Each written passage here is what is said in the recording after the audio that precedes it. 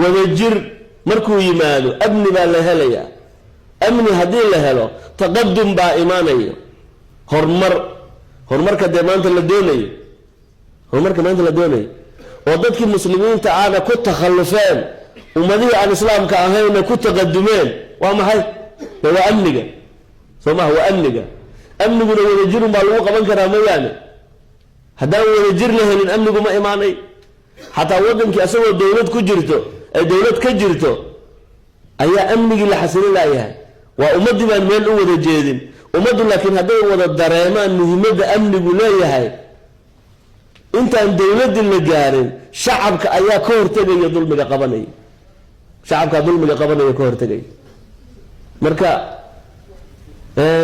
haddaan qofka daalimkaa yadda gacantiisa la qabanin oo aan la celinin, asaga aan dulmiga laga celinin, asagay dan u tahay in dulmiga laga celiyo, ummaddana danbay u tahay in laga reebo.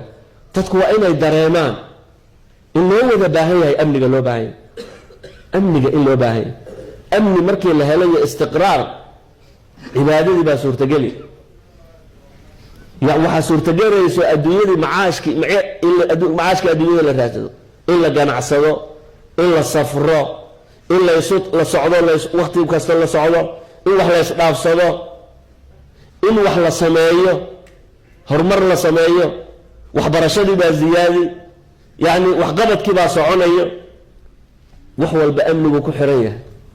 amnigu waa inay ummadda dareento qiimaha uu leeyahay. islaamku qiimo u leeyahay. qof kasta oo aan yani xataa aan kuwa aan muslimiinta ahayn buu qiimo u leeyahay. qof kasta oo bini aadama noloshiisa ama noolahoo dhanbo yani noloshoodu waxay ku xiran tahay in amniga la helo. amniguna wuxuu ku suurtageli karaa inay ummaddu wada dareemaan kulligood. ahmiyada uu leeyahay waa in la garto.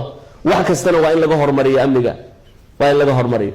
marka man lam yahtama biumuuri lmuslimiin falaysa mina. hadduu leeyahay qofku anigu aan waxhelo, waxa kale waxba igama gelin.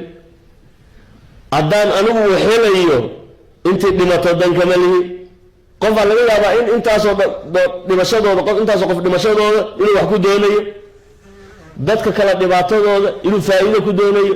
faa'iidadii baa waxay la gashay inuu dad wax dhibaateeyo. waa fikir aada iyo aada u xun wey. fikir aada iyo aada u xun. nolosha ilaahay baa bixiya subxaanahu wa tacaala. risqigu waa maqsuum wey. naxnu qasamnaa baynahum maciishatahum fi lxayaati dunya baa ilaahay baa wax qaybiyo. inaad qofka kale dhibaatayso noolo laguma gaaro, bal inaad asaga inuu wax helo ka fikirto yaad adigu ku gaaraysaa, nolol ku gaaraysa. maal baad ku helaysaa, salaax baad ku helaysaa, wanaag baad ku gaaraysa. marka waa inaa muslimiinta waa inaan ka fikirno. ummaddu waa inay noqoto ummad isku xiran. weliba yani hogaanka waxa la doonaya inay ummaddu ku dayato waa dadka muslimiinta ah.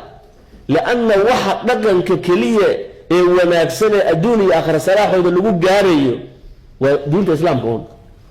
waa diinta diinaha ugu dambeysay. waa diinta ilaahay uu doortay. waa diinta ilaahay uu noo kaamiliyey.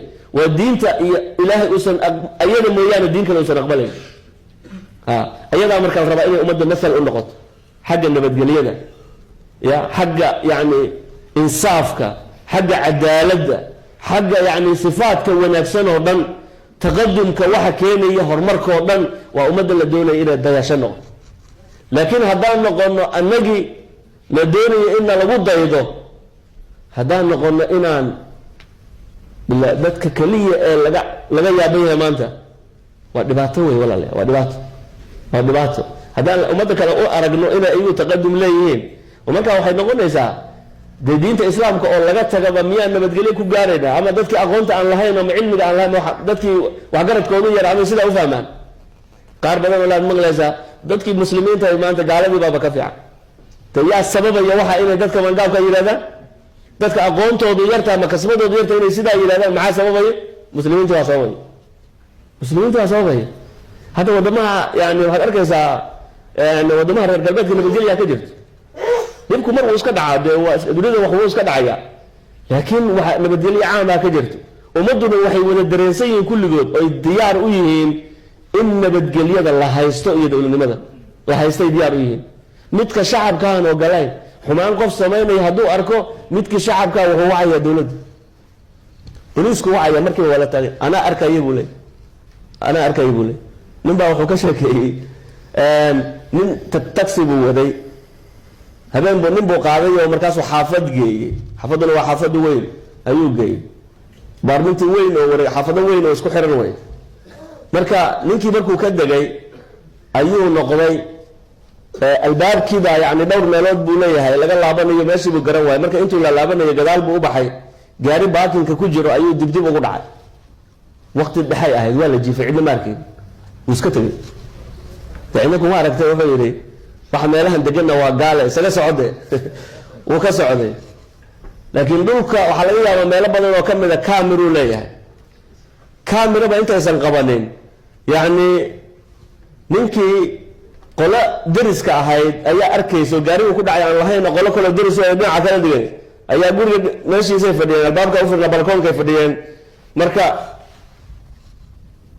ninkii waa taagiisi iyo wixii bay qoreen waa la soo dacweeyey maxkamadda looga yeedhay gurigiisi baa loogu soo diray oo maxkamadda looga yeedhay markuu maxkamadda yimid labadan qof waa barkhaatibo annagaa arkaynay bay macnay inuu ku dhacay bay markhaatiga waa gaari xaafad kale u dhow yaallo ayagu aysa lahaynago ka markhaati kacayaan waa dulmi hadduu ku dhacay inuu joogay ahayd oo boolis waa yidhi gaarigan si qalaba ugu dhacay taas inuu ahayd weliba gaarigu markuu baakinkaas lagu dhacayo yani sharciga jira wuxuu yahay inaan marka xataa tikid la siin baakinka haddaad wax ku dhacdo waxa laga yaabaa in hor iska bax la dhihi lahaa waa laga qori lahaa booliiska uu sheego sooma laakiin wuu dhuuntay dariskii baa soo qabtay marka lagu markhaati kacay waa la ganaaxay marka qofaad ku dhac gaari waad dhacaysaa dhibaato u geysanaysa waa iska cararaysaa qofka muslimka asagaa la rabay war dhibaad geysatay iskama tegi kartid qofkii gaariga lahaa marka booliisa la wacayaa qofkii baa rabaa in rabood la siiyo guriga lahaa bay u garaaci lahaayeen booliisku u garaaci lahaayeen sooma intaa nabadgelyo sida loo ilaalinayo firi